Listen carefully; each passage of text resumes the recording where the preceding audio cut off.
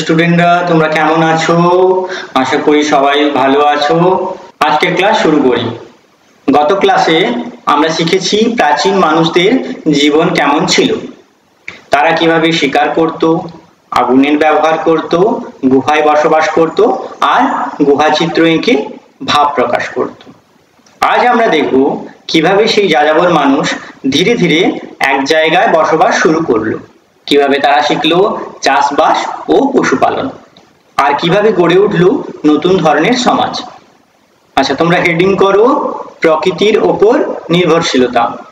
প্রথম মানুষদের জীবন ছিল একেবারে প্রকৃতি নির্ভর। তারা জানতো না কখন বৃষ্টি হবে, কখন খাবার ফুরিয়ে যাবে। তারা ছিল সর্বদা খাদ্য সংগ্রহে ব্যস্ত। তবে সময়ের সঙ্গে সঙ্গে তারা বুঝতে শিখলো কোন গাছ কখন ফল দেয়, কোন পশু কোথায় বেশি থাকে, কোন অঞ্চলে বেশি নদী আছে। এই জ্ঞান থেকেই শুরু হলো মানুষের পর্যবেক্ষণ ক্ষমতা ও পরিকল্পনা। এবারে আরেকটা হেডিং করো চাষবাসের সূচনা। প্রায় 12,000 বছর আগে মানুষ আবিষ্কার করলো গাছের বীজ মাটিতে পুঁতলে নতুন গাছ জন্মায়। এটাই ছিল চাষবাসের শুরু। তারা প্রথমে চাষ করত গম, যব, ডাল, কন্দ-জাতীয় মূল। এই সময়ের নাম নবপাষাণ যুগ। এখানে তারা শিখলো মাটি চাষ করা, শস্য মজুত করা, মৌসুমী পরিকল্পনা। এর মানে এখন মানুষ এক জায়গায় থেকেই খাবার উৎপাদন করতে পারছিল। এবার থার্ড পয়েন্ট করো পশুপালন এবং আরেকটি বড় পরিবর্তন। মানুষ কি শিখলো না পশুপালন করতে শিখলো। প্রথমে তারা পোষ মানালো কুকুর, যা শিকারে সহায়ক, ছাগল, গরু, মহিষ দুধ ও মাংসের জন্য, ভেড়া উল ও মাংসের জন্য। এতে তারা কি পেল না দুধ পেল, মাংস পেল, পশুর চামড়া দিয়ে জামা কাপড় বানালো এবং পশুকে কাজে লাগাতো ক্ষেত চাষে ও মাল বয়ে আনতে। এইভাবেই শুরু হলো চাষবাস ও কৃষি নির্ভর সমাজের গঠন। এবারে ফোর্থ পয়েন্ট করো স্থায়ী বসতির সূচনা। আগের মানুষ ছিল যাযাবর, এটা আমরা প্রথমেই শুনেছি। কিন্তু যখন তারা চাষ করতে শিখলো, পশুপালন করতে শিখলো এবং শস্য মজুত করে রাখতে পারলো, তখন তারা এক জায়গায় স্থায়ীভাবে বসবাস শুরু করলো। এই বসতিগুলির কিছু কিন্তু বৈশিষ্ট্য ছিল, আমরাও আগে কিছু কিছু জেনেছি, এবার একটু ভালো করে জানবো।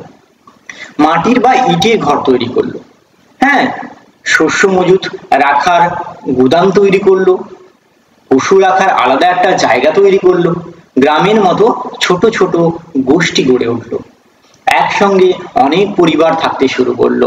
এইভাবেই কিন্তু শুরু হলো সমাজ। আমরা আগে একটু জেনেছি, এবার একটু বিস্তারিত জানলাম, আগামী দিনে আরো বিস্তারিত জানবো। এবারে কিন্তু আরেকটা পয়েন্ট করো যে কাজের বিভাজন ও সমবায় জীবন।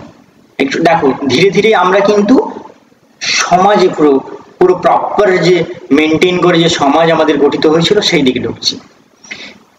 কাজের বিভাজন ও সমবায় জীবনে কি হলো না স্থায়ী বসতির একটা নির্মাণ গড়ে উঠলো। তাহলে সবাই মিলে কাজ করলো, কেউ চাষ করত, কেউ পশুপালন করত, আর কেউ বাসন বানাতো, কেউ শিকার করত। এইভাবেই তৈরি হলো কাজের বিভাজন বা ডিভিশন অফ লেবার। এই যে জিনিসটা এসছে না, কাজের বিভাজনটা এইখান থেকে শুরু হয়েছে। মানুষ সমাজবদ্ধ হলো এবং নিয়ম, রীতি ও সহযোগিতার ভিত্তিতে সম্পর্ক গড়ে তুলল। এখান থেকে তৈরি হলো পারস্পরিক নির্ভরশীলতা, পরিবার এবং সমাজ ব্যবস্থা। এবং আমরা আগেও জেনেছি যে মেহেরগড় ছিল চাষবাস নির্ভরশীল একটি বসতি। কারণ কি, সেখানে অনেক চাষের নিদর্শন, পশুপালন আর ঘরের ধ্বংসাবশেষ আর এইসব বাসনপত্র পাওয়া গেছিল। তাই মেহেরগড় ছিল কি না চাষবাস নির্ভর স্থায়ী বসতির প্রাচীন কিন্তু একটা উদাহরণ। এটা আমরা আগেও জেনেছি, আজকে তাই একটু ছোট্ট করে জানলাম।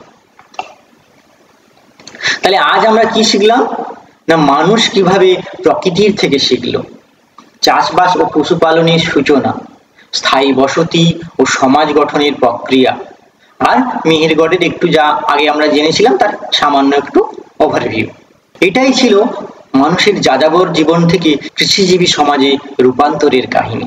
পরবর্তী আমরা ক্লাসে দেখব মানুষ কিভাবে ধাতব যুগে প্রবেশ করলো, কিভাবে গড়লো শহর এবং সমাজ আরো সংগঠিত হয়ে উঠল। বুঝতে পারছো সবাই?